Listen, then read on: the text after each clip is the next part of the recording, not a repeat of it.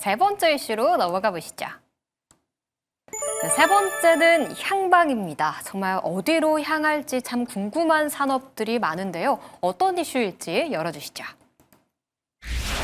정부가 2차 전지 섹터 구조조정을 시사하기도 했죠. 매수해야 될지 관망해야 될지 참 답답한 뉴스들이 많이 나오고 있습니다. 실제화될 가능성이 있는지 저는 그게 가장 좀 의문이기도 했는데 우리 시청자분도 아까 방송 들어오자마자 너무 궁금해하시더라고요. 2차 전지 이거 가능한가요? 이게 정확히 뭐라고 해야 되냐면요. 일단은 지금 시점에서는 우리가 보수적으로 보는 게 맞습니다. 그러니까 시간의 문제예요, 사실은. 뭐냐면은 저는 2차 전지를 개포동이라고 좀 보고 싶거든요. 자, 왜 그러냐면은 개포동이 옛날에는 개도 포기한 단지였어요. 근데 지금은 개도 포르쉐 끌고 다니는 단지거든요. 그러니까 시간의 싸움이에요, 이게 지금 2차 전지 같은 경우는. 여러분들도 아시겠지만은 지금 실적 전망치가 계속해서 하향 조정되고 있습니다. 자, 여기서 여러분들이 한 가지 체크하셔야 되는 건 뭐냐면은 우리나라 3사, 이제 셀 3사 같은 경우는 점유율이 계속해서 떨어지고 있고 중국 같은 경우는 점유율이 계속해서 상승을 하고 있어요. 그러니까 정부에서도 지금 이제 과감한 결단을 내리기 직전이다. 저는 이렇게 보고 있는데, 그러니까 기업이 먼저 스스로 움직여라. 이런 뜻으로 저는 보고 있거든요. 자, 왜 그러냐면은 최근 한 달 동안 2차 전지 관련 계약이 취소되거나 축소된 게 28조 원입니다. 네. 28조 원. 굉장히 큰 규모이기 때문에 지금 계속해서 이대로 가다가는 우리가 도태될 수밖에 없어요. 물론 우리나라 같은 경우는 고가 전략을 계속해서 앞서 나가고 있는 상황이긴 하지만 점유율이 못 따라가고 있습니다. 그러니까 그 얘기는 뭐냐면은 지금 계속해서 규모의 경제가 이루어져야 되는데 이 규모의 경제가 이루어지지 못하다 보니까 중국산의 점유율을 뺏기고 있는 상황이다. 이거를 구조적으로 개선하려면 어느 정도 시간이 필요합니다. 그렇다고 해서 2차 전지가 망했냐? 그건 또 아닙니다. 네. ESS라든가 데이터 센터 중심으로 전력 수요가 확대되고 있기 때문에 저는 시간 문제라고 보고 있고요. 가장 큰 2차 전지 문제는 뭐냐면은 미래 밸류에이션을 가져다가 현재 주가에 반영을 시켜버리니까 계속해서 지금 이제 약간 지지부진한 그런 흐름이 보이고 있는 상황인데, 제가 여러분들한테 계속해서 강조드렸던 내용은 뭐냐면은 지금 보조금 축소 그리고 공급 과잉 문제가 아직까지는 상존해 있기 때문에 어느 정도 해소되는 시점이 언제냐, 바로 올 하반기라고 말씀을 드렸습니다. 그래서 그때까지는 우선 지켜보시는 게 좋을 것 같고요. 뭔가 실적이 개선되는 시그널이 나와줘야 되는데 그렇지도 못하고 있고 점유율도 뺏기고 있는 상황이기 때문에 지금 시점에서는 저가 매수보다는 관망으로 대응하시면 좋을 것 같습니다. 아무래도 소나기는 조금 피해야 할 것 같네요. 곽 대표님은 어떻게 보세요? 작년에 그래도 우리가 좀 스윙으로도 수익을 좀 보긴 했는데. 네. 근데 지금 이제 LG 에너지 솔루션이 지난해 주가가 반등세가 나올 수 있었던 이유 자체가 ESS향 모멘텀 때문이거든요. 네. 어차피 지금 전기차 캐즘은 올해까지는 지속이 될 텐데 내년부터는 이제 회복 국면으로 가게 될 가능성이 높습니다. 그리고 기존에 이제 우리나라 배터리 3사가 잘해오던 게 그 하이엔드 배터리라고 불리는 3원계 배터리 쪽에 집중을 해왔었던 상황이었거든요. 그러다 보니까 자연스럽게 중국의 그런 이제 값싼 LFP 배터리에 밀려서 계속해서 그 전기차 캐즘에 더 압박을 받을 수밖에 없었던 그런 상황이었다라고 볼 수 있을 것 같고요. 그렇기 때문에 이제 우리나라 기업들 역시도 그 중국의 이런 저가 LFP 배터리를 따라잡기 위해서 계속 이제 기술 개발을 하고 있는 지금 중이기도 하고, 뭐 LNF라든지 내지는 에코프로와 같은 그런 소재 관련 기업들도 이제 향후로 전기차 캐즘 이후에 그런 시기를 준비를 하면서 LFP 전용 지금 양극재 대량 생산도 지금 염두를 하고 있는 상황이기도 합니다. 그러니까 이 시기가 2028년도부터 본격적인 대량 이제 양산에 들어간다라고 친다면 어느 정도 이제 회복 국면으로 돌아가는 시기는 내년 정도로 보시는 게 좋거든요. 그러니까 이제 배터리 3사 기업들도 LFP 배터리가 이제 안정성을 이제 확보가 된 그런 LFP 배터리를 상용화하게 된다면 글로벌 완성차 기업들도 중국산 기업들이 아니라 우리 국내 배터리 3사 쪽으로 다시 이제 수주가 쏠리게 될 가능성이 높다고 보고 있고요.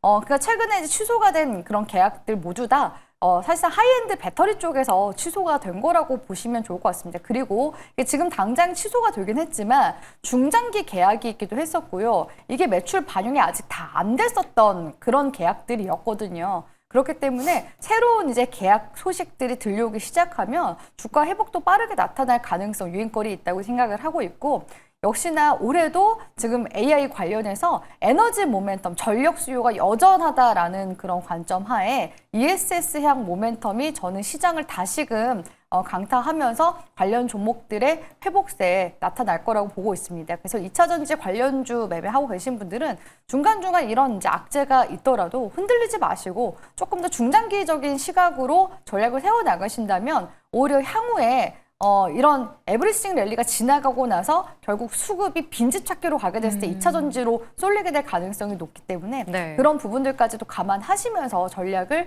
계속 꾸준히 좀 유지해 나가시는 그런 자세가 필요한 시점이지 않나라고 생각을 하고 있습니다. 네, 올해 하반기에 좀 턴어라운드의 시그널이 나오고 내년에는 좀 2차 전지도 상승세를 좀 보여줬으면 좋겠습니다. 이제 2차 전지 하면 뭐 테슬라 이야기도 해봐야 될 것 같은데요. FSD 관련해서 이제는 구독제로 바꾸겠다고 좀 발표를 했습니다. 국내 자율주행 관련주들의 영향이 좀 어느 정도 있을까요? 없죠. 네. 예. 없겠지만 네. 자율주행 네. 관련주들 요즘 네. 사실 현대차 관련해서 많이 네. 올라오고 있는 상태잖아요. 네네. 주가 향방은 좀 어떻게 네. 보세요? 관련은 없더라도. 좋게 얘기할까요? 현대차 여러분들도 아시겠지만은 뭐 피지컬 AI 중심으로 모멘텀이 반영이 됐고요. 테슬라 지금 이제 구독제로 지금 바꿨다 이런 내용이 있는데 약간 스토리가 변화가 된다라고 인식하시면 좋을 것 같습니다. 이게 당장 주가를 끌어올리는 모멘텀으로 작용 절대 안 해요. 그러니까 왜 그러냐면은 지금 이제 테슬라면 앞전에 전기차 회사라고 생각을 했는데 약간 AI 회사 모멘텀이 더해지는 구간이다 이렇게 보시면 좋을 것 같고요. 자, 중요한 거는 구독제로 전환을 했기 때문에 앞전에 테슬라 같은 경우는 일회성 수익에서 끝났어요. 근데 이번에는 반복 수익이 생긴다. 이거는 이제 회사 가치에서는 굉장히 플러스 요인으로 작용을 하겠지만은 가장 중요한 건 뭡니까, 여러분들? 실적으로 연결이 돼야 돼요. 그래서 지금 요 상황에서 놓고 봤을 때는 그냥 단기 이슈다라고 보고 있고요. 그렇다고 해서 테슬라 관련주 지금 트레이딩할 그런 상황은 아니기 때문에 이런 이슈가 있다 참고로 보시면 좋을 것 같고 가장 중요한 거는 자율주행의 이제 완전 상용화 이게 조금 저는 직접적으로 미쳐지는 모멘텀으로 보고 있기 때문에 상대적으로 영향은 제한적일 것이다 이렇게 보고 있습니다. 네. 좀 부정적으로 말씀 주셨네요, 솔직하게. 네. 네. 그럼 자율주행 관련주들이 그래도 요즘 좀 올라오고 있는 편인데 네. 로봇이랑 같은 테마성으로 좀 봐야 될까요? 그러니까 원래는 이런 자율주행 모멘텀이 테슬라향 모멘텀으로 움직임이 과거에 나왔었거든요. 근데 이제는 자율주행 로봇 쪽으로 모멘텀이 지금 계속 이동을 하고 있는 중이기 때문에 기존의 이제 자율주행 차량 쪽으로만 보시기보다는 로봇 모멘텀으로 이제 같이 함께 보시면서 관련 이제 종목들, 특히 중소형 종목들 중에서 자율주행 로봇 그 관련 종목들이 많거든요. 근데 대부분의 자율주행 이슈가 있는 기업들은 적자 기업들도 많습니다. 네. 그래서 투자를 하실 때 사실 큰 비중으로 들어가시기보다는 이런 이제 이슈 플레이로 매매를 하셔야 되는 부분들이 있어요. 그래서 초보 투자자분들이 자율주행 모멘텀만 보고서 관련 종목들을 매매를 하시기에는 굉장히 좀 테크니컬한 그러면서도 기술적인 대응을 하시면서 가셔야 되기 때문에 상당히 좀 상당히 상대적으로 난이도가 좀 높아지는 그런 매매가 될 수도 있는 부분들이 있거든요. 하지만 좀 매매를 어느 정도 할 수 있다 하시는 분들은 지금 현재 이와 같은 모멘텀이 들어왔을 때 관련 수급을 보시면서 기술적인 대응들 하시는 거 저는 괜찮다고 생각을 하고 있습니다. 네. 지금 이제 자율주행 관련 종목들 보면은 라이콤, 뭐 인포뱅크, 현대오토웨버 등등등 있는데 저 중에서 가장 지금 괜찮은 종목은 지금 현대오토웨버일 거고요. 네. 라이콤 같은 이제 자율주행 관련 종목들도 지금 차트를 보니까 행보세가 꽤나 지금 오래 이어지고 있는 종목이잖아요. 그만큼 수급이 한번 이렇게 붙어줬을 때 또 관련 이벤트가 들어왔을 때 강한 또 급등 시세를 한 번씩 나올 수 있는 그런 종목군이기 때문에 라이콤 같은 종목들은 일단은 관심 종목에 넣어두시고 관련 흐름들을 한번 체크해 보시면 좋지 않을까라고 보고 있습니다. 네, 옥석 가리기가 중요하겠지만 대표님이 좀 방금 말씀해주신 라이콤도 한번 관심 종목에 넣어두고 보시면 될 것 같습니다. 이제 또 정부에서 나온 뉴스와 함께 좀 엮어보자면요. 방산도 좀 봐야 할 것 같아서요. UAE와 좀 협력 기대감을 또 강하게 받으면서 새로운 모멘텀을 또 얻었다라고 시장에선 기대를 하고 있는데 요즘 너무 잘 가고 있잖아요. 예. 비중 확대해도 될까요? 아, 요거는 해야죠. 예. 반도체 줄이고요. 네.